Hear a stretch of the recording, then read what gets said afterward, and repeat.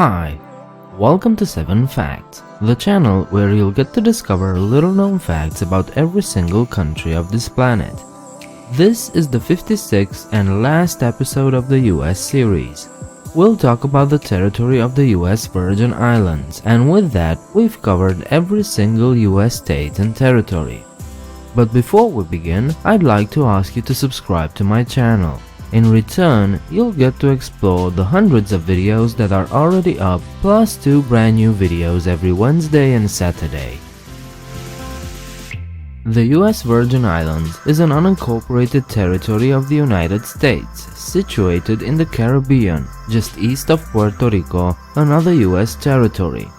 They are not part of the Union, but rather are governed by the federal government. An interesting fact to mention is that the islands used to be the Danish West Indies until 1916. Yep, they were a colony of Denmark since 1672. But in the end, Denmark decided to sell the entire archipelago to the United States, thus making them an American possession. The US wanted to buy the Danish West Indies for a long time. Talks were initiated as early as 1863, but the negotiations failed and the US Senate didn't ratify any agreement. It was the First World War that made the Americans longing for the islands again. They feared that the archipelago could be seized by German forces and used as a submarine base. So the US again approached Denmark for a deal, and in just a few months they reached an agreement. The Danish West Indies were sold for $25 million in gold coins, which is today worth about $563 million. The deal was closed in 1917, and in March that year, the islands officially became the Virgin Islands of the United States. The capital of the US Virgin Islands, located on St. Thomas's Island, is Charlotte Amalia. The city was founded in 1666 by the Danish, who named it Taphus, which means beer house. This was obviously because there were many beer halls in the city. In 1691 though, Taphus received a more respectable name, Amalienborg, in honor of the Danish king's wife, Charlotte Amalie.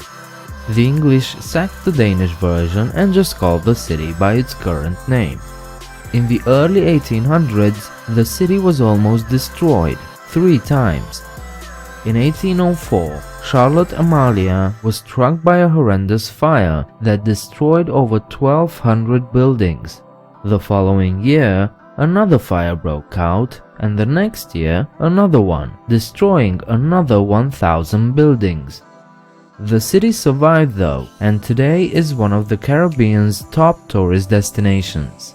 On average, about 1.5 million cruise ship passengers visit the city every year. Keep in mind that the capital's total population doesn't exceed 19,000, so this is quite an accomplishment. The island of St. John was the site of a famous and important slave rebellion. The Aquamu slave revolt of 1733 began due to the inhumane treatment of slaves by their Danish plantation owners. About 150 enslaved Africans from Aquamu, today Ghana, revolted and managed to arm themselves. They overthrew their masters and gained complete control over the entire island for 6 months. This was one of the earliest and longest slave uprisings in the Americas.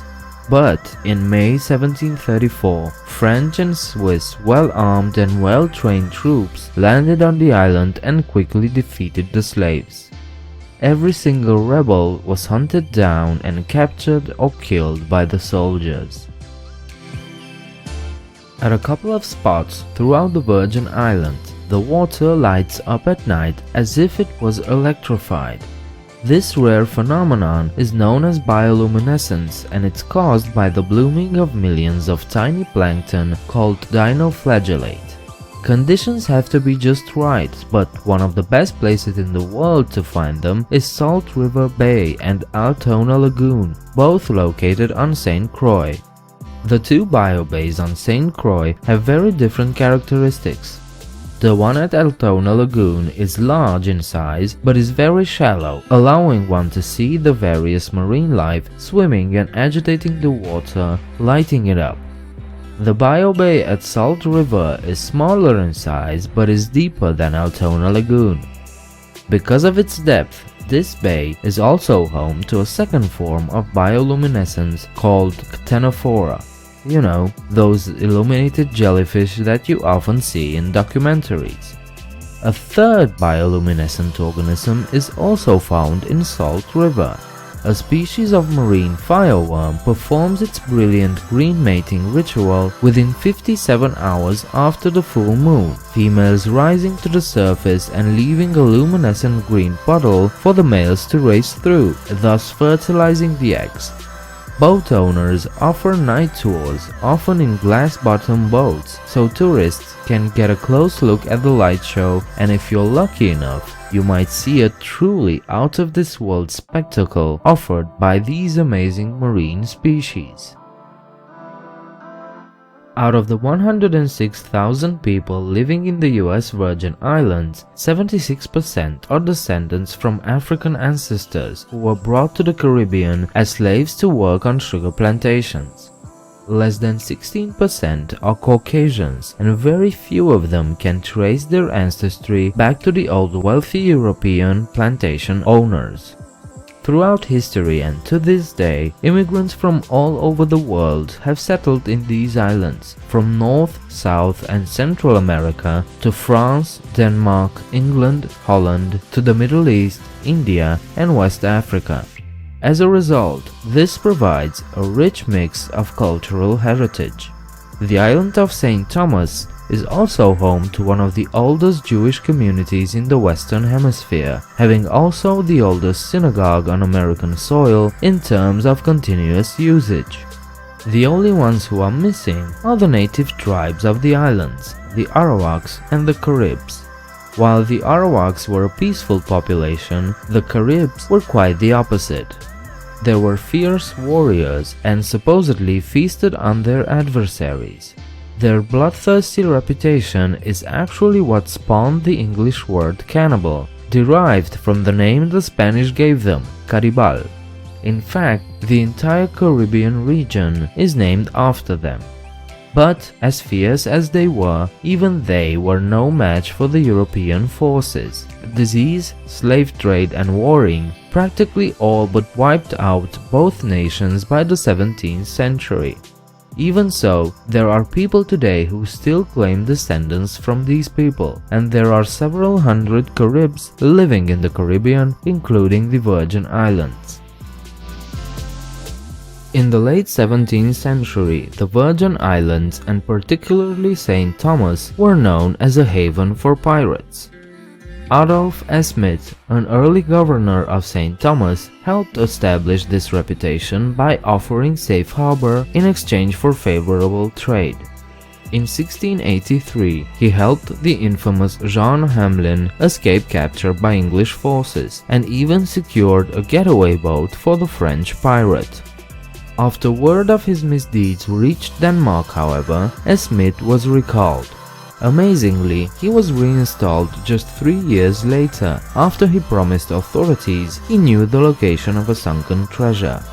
Today, in Charlotte Amalia, you can even visit Blackbeard's castle. It is not actually known if Blackbeard ever set foot in the fortification, but today it has become a part of the island's lore that this infamous pirate used the tower as a lookout for his piratey business.